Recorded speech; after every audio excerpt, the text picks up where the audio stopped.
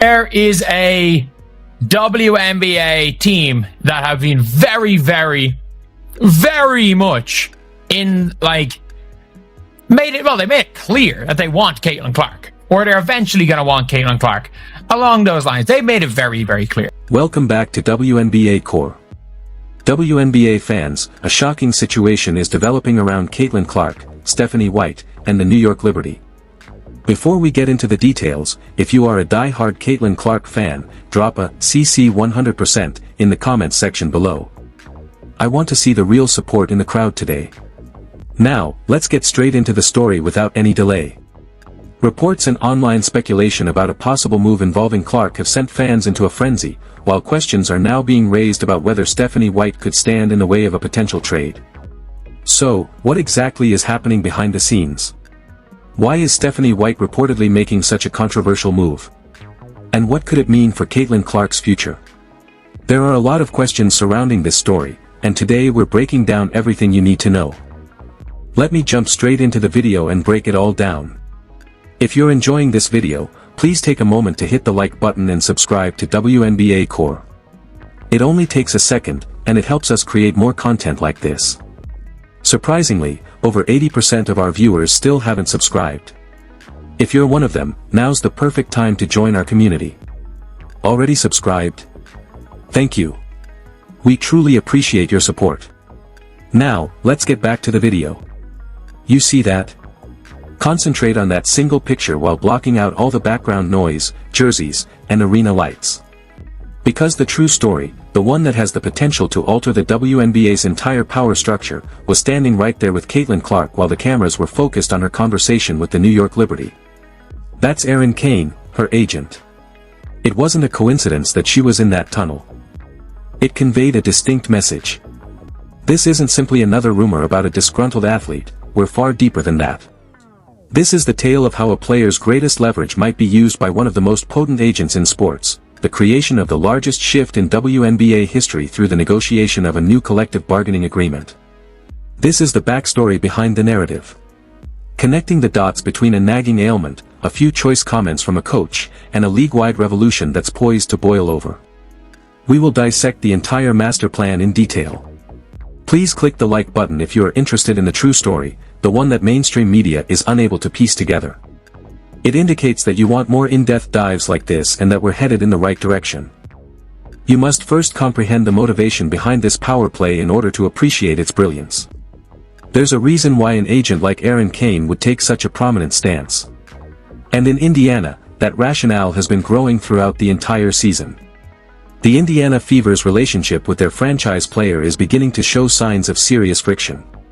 The injuries are where it all begins. This season, Clark has missed 10 games for a variety of reasons, including 5 due to a left quad injury and 5 more owing to groin concerns. That raises serious concerns for a player who is renowned for her resilience. However, the injury itself isn't the true problem, it's how it's handled. Following her most recent groin injury, Clark's coach, Stephanie White, told reporters that she was feeling a little something in her groin. Clark was clearly upset and emotional on the bench. You are aware that language is crucial for the narrative analysts in attendance. That one sentence conveys a mismatch between a coach and the physical reality of her best player. It's the kind of remark that makes a player wonder if her health is really the top priority. And that's precisely the kind of fuel an agent needs to begin looking into additional possibilities. However, the story doesn't stop there. This divergence directly affects the on-court strategy and extends well beyond the training room. That philosophical gap is equally impactful. The words spoken off the court are what really peel back the curtain, even if we've all witnessed everything unfold on the floor. I think we need to do a better job of getting me the ball in transition, Clark said, making it very obvious. I believe there's a delicate balance between getting the ball in my hands and playing me off the ball. I'm at my finest in transition during that time. That's not a demand from a diva, this generational prodigy is telling her coach exactly how to help her reach her greatest potential. And how did the coaching staff react? Stephanie White has stated time and time again that she prefers having 2 main ball handlers on the floor, and she has made it clear that she does not want Clark to play under pressure from 94 feet the entire time she is on the court. Alright, let's take a moment to make these connections. Your franchise athlete, who is selling out arenas and driving ratings on her own, tells you that she performs best when she has the ball in her hands in open space. The official response is that you're worried about her playing under pressure. This is more than a small tactical difference. This is a basic misperception or, worse, a disregard for what makes your superstar unique, and the fuse is being lit right there. A player calls their agent instead of simply complaining when they feel misinterpreted, misled, or misused. This takes us back to that picture in the tunnel at Barclays Center that went viral. It was more than a casual post-game conversation, it was a well-thought-out action, a public demonstration of strategic communication. You have the unhappy star Clark, the New York Liberty, the defending champions represented by head coach Sandy Brondello and two key players, Sabrina Ionescu and Brianna Stewart, and in the center of it all is Aaron Kane of Excel Sports Management, the architect and Clark's agent. This is how a power play starts. And since the photo was taken, a lot of you who are watching have been pointing this out. Today, we have just seen the New York Liberty players, after the game, meeting up with Caitlin Clark. It is Stewie, it is Sabrina Ionescu, there is Sandy Brondello. And by the way, Stewie is not leaving New York the rest of her career. That is one thing that I will be 99% sure of. The Stewie is not leaving New York. Sabrina is not going to leave New York. I think there is a 50-50 chance Caitlin Clark leaves Indiana after her rookie season. Was it a casual catch-up or a purposeful reminder to the Indiana front office that time is of the essence? Please share your opinions in the comments section, because it goes beyond simply signing a new deal when an agent of Aaron Kane's caliber becomes engaged in such a public manner. It's about controlling the circumstance by using every instrument at your disposal. She currently has her sights set on the ultimate tool, one that has the power to completely alter the league's regulations. A trade demand or a public grievance isn't the ultimate tool that can force the league to comply with a player's wishes, it's the CBA, or collective bargaining agreement. Now, those of you who follow the league's business side are fully aware of what this is. For everyone else, however, consider the CBA to be the WNBA's constitution. Everything is governed by the master document that was negotiated between the players' union and the league: pay, player mobility, contract durations, benefits, and above all, the regulations governing trades and free agency. This is the crucial piece of information. The players and the WNBA opted out of the previous contract. Thus, they are currently negotiating a whole new CBA. Currently, the league's entire power structure is being discussed behind closed doors, and you can bet that a star representing agent like Aaron Kane is heavily involved in that discussion. At this point, the tactic transforms from straightforward dissatisfaction into a masterclass in leverage. Caitlin Clark is on a rookie deal, which skeptics will point out right away. She won't be able to sign a standard contract until 2028, and she is a restricted free agent even in that case. They will claim that she is powerless, but that is a linear way of thinking. It's a game of checkers, while chess is being played by Aaron Kane. She is not merely holding out until the end of the deal. The argument that ties everything together is that she is utilizing Indiana's public unrest and Clark's enormous popularity as leverage in the CBA negotiations. Now, we're getting into some serious conjecture, but it stems from the process by which these backroom agreements are reached. Assume you are negotiating with the league on behalf of the players' union. Your biggest star, the athlete who generates unheard of amounts of money and attention, is clearly dissatisfied with her circumstances. That can be used as leverage. You may make the case for new CBA regulations that grant players greater authority and mobility sooner. Is it possible that they are advocating for a reduction in the amount of time a team may retain a player in restricted free agency?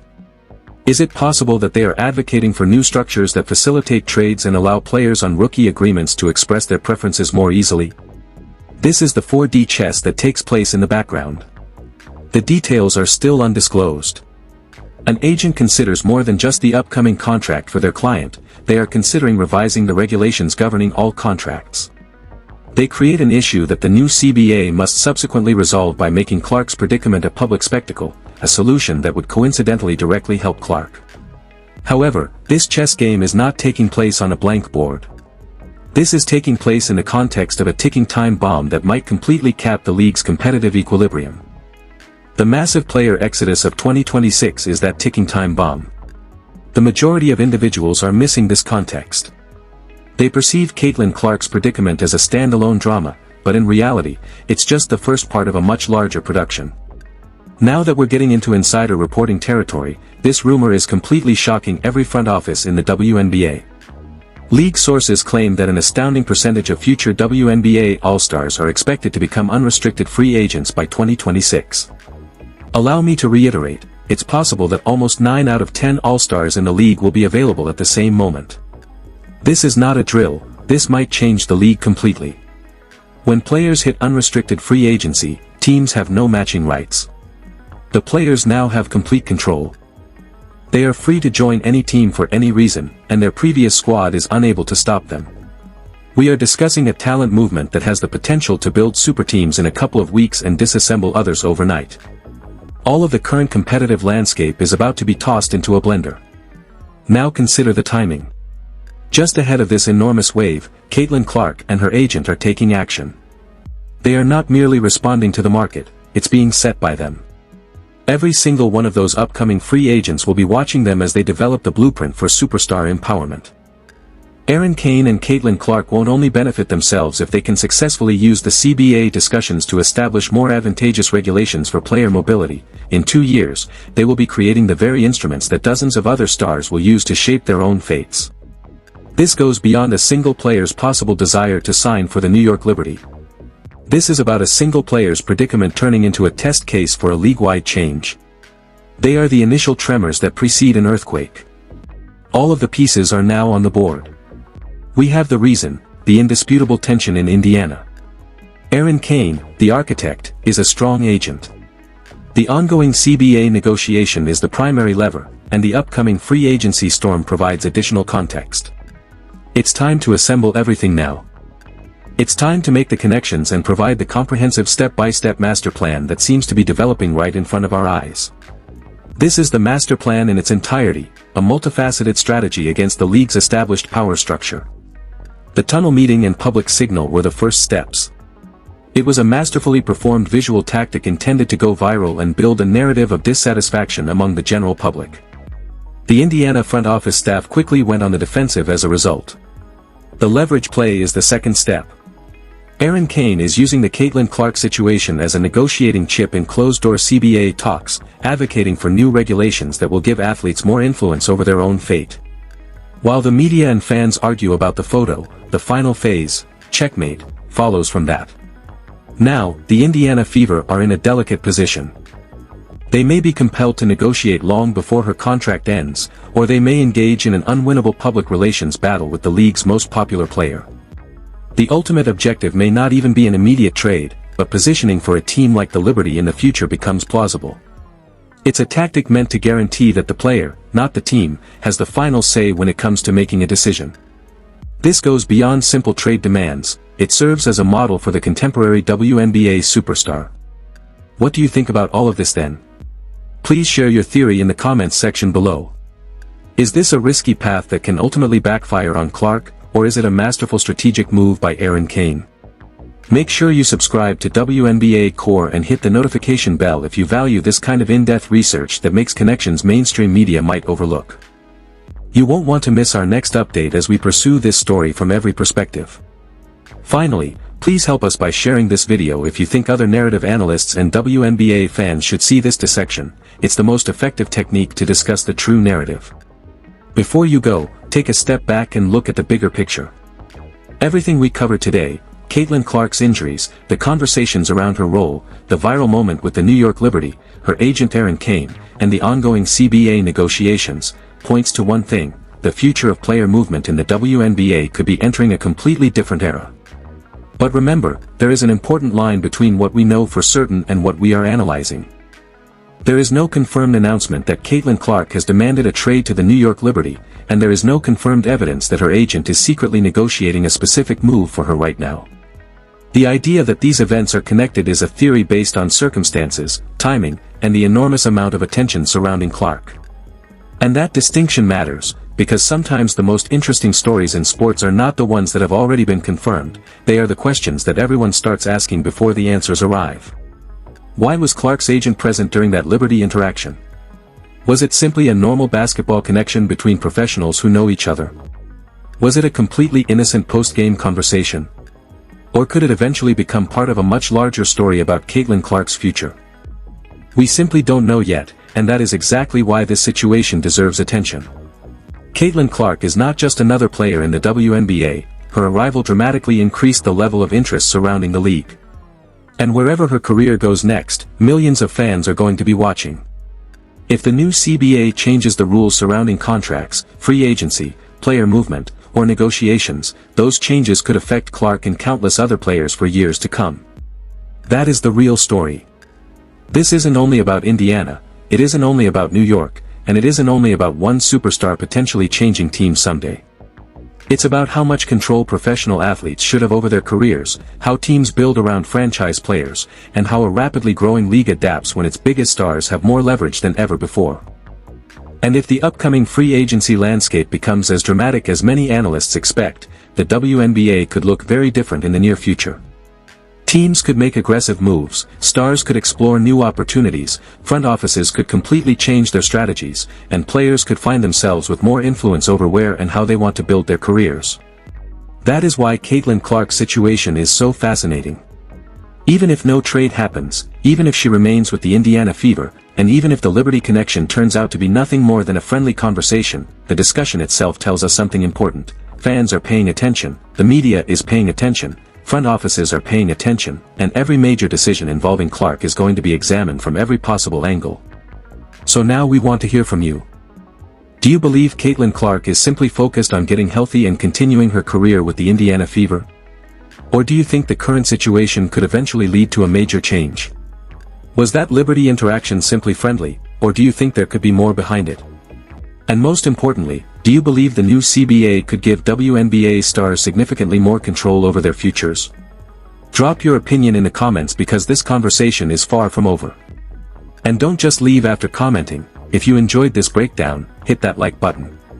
It helps WNBA Core reach more WNBA fans who want analysis beyond surface-level headlines. If you're new here, subscribe to WNBA Core and turn on notifications, because we're going to keep following every development surrounding Caitlin Clark, Stephanie White, the Indiana Fever, the New York Liberty, Sandy Brondello, Sabrina Ionescu, Brianna Stewart, and the future of the WNBA. And here's the part you definitely don't want to miss. If something changes in the CBA, if an official trade request ever happens, if the Fever make a major roster decision, or if Caitlin Clark herself addresses any of these rumors, that changes the entire conversation immediately. That's why we're not going to jump to conclusions, we're going to watch the facts, separate confirmed news from speculation, and connect the dots as new information becomes available. Because in a league moving this fast, today's rumor can become tomorrow's headline, but only the facts can tell us what the story really is. So stay locked in, stay informed, and keep the conversation going. This is WNBA Core. And if you think this story is already big, just wait to see what happens next. We'll be right here covering it all. Until the next update, keep watching, keep questioning the headlines, and most importantly, keep your eyes on the game, because the next chapter of Caitlin Clark's WNBA story could be closer than anyone realizes.